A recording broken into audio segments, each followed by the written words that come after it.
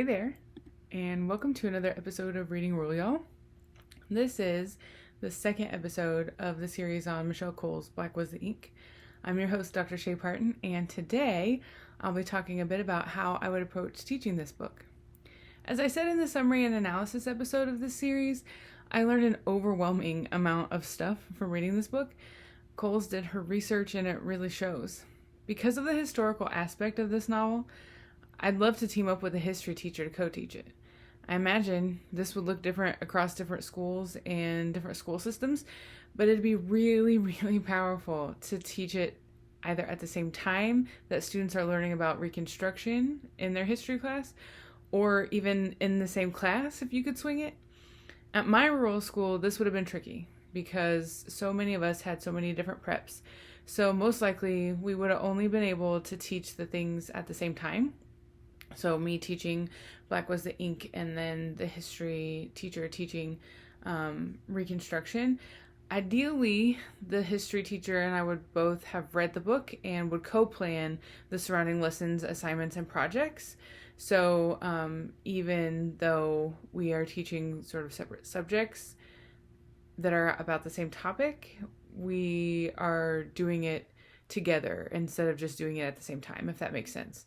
Because you could also just do it at the same time, and students would probably bring in information across the different classes, but I think doing it together in a way where you're planning assignments and creating lessons together makes it even more powerful for students. There are so many historical figures that I knew nothing about in this book.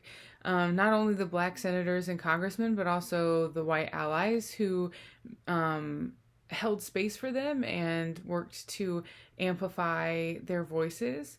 We're in such a similar period of history now, sadly, that tracing the work of these folks, how it was completely undermined by white supremacists, how it got taken up again, and what we usually call the civil rights movement, even though this also was a civil rights movement, Reconstruction that is, and connecting it to what we see happening in our world today would be such a powerful way for students to investigate how history ripples and echoes into our present.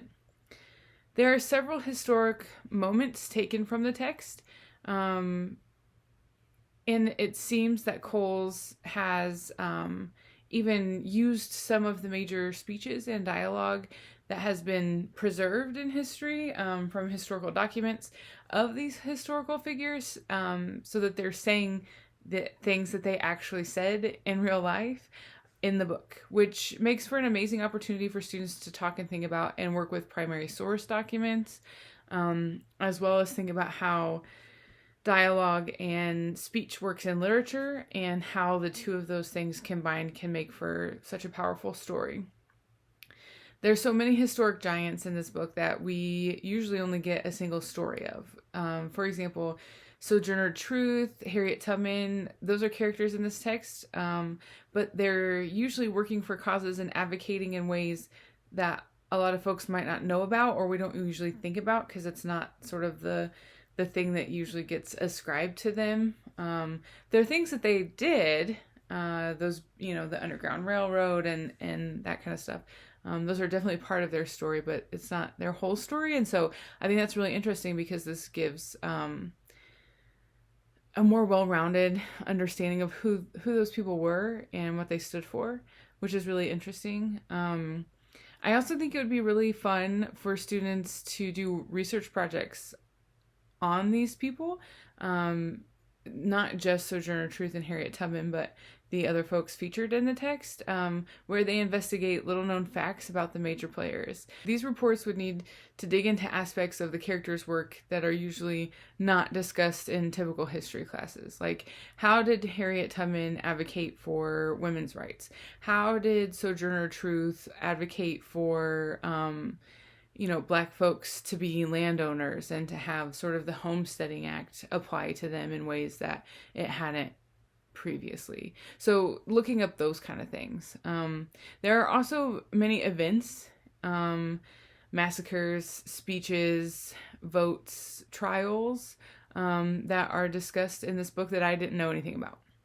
And I think this would be another excellent addition to the research project over little known facts. We could call the project like little known history, Reconstruction Edition, and have students design games or game shows where other students could participate in the class and learn things that maybe there's not technically enough room for in history curriculum or in our ELA space. And so all of those things are engaging both building historical knowledge and building literacies. These projects would satisfy both social studies and ELA standards in ways that make for interesting and powerful learning for students. And if I was still in the classroom, this is definitely something that I'd be wanting to do. I mean, it's something that I want to do right now, actually, because I think that it would be really fun and be really cool to see what students could learn and teach us and take up and run with. Those were always my favorite types of units. So hopefully that maybe gives you some inspiration and a springboard for what you might do in your classroom. As always, if you do end up doing something like this, or if you do end up teaching Black Was the Ink, would you please reach out to me and let me know what y'all did and how it went? I would love to feature that, either on this show or on my Literacy in Place website. But for now, that's it for today's episode. And I hope this gets y'all thinking. If you like what you've heard here, would you do me a kindness and like this video, subscribe to the channel, and review the podcast? Even just giving it some stars. No long narratives needed. It'd help other folks interested in teaching rule books and issues in their classes find this show, and I'd be mighty obliged. So thanks in advance. And keep an eye out, because coming up next is my interview with Michelle Coles herself. So until then, y'all come back now, would ya?